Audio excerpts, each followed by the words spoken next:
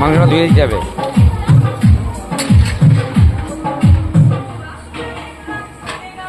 High বন্ধু, এই যে দেখুন আমরা কাটে খাসির মাংস করছি। কাটে খাসির মাংসটা খুব সুস্বাদু হয়।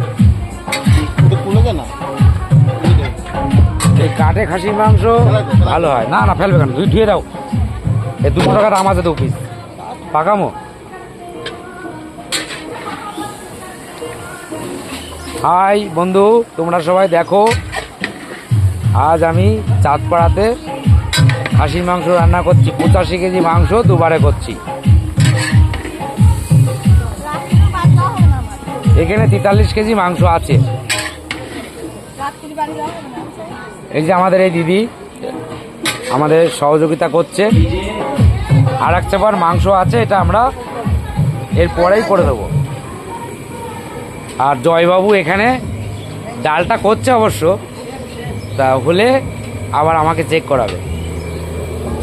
তা আমাদের এই দেখুন চানাটা হয়ে গেছে। এই যে রাইসির ভাত, যখন প্যান্ডেল বসবে তখন রাইসটা করব।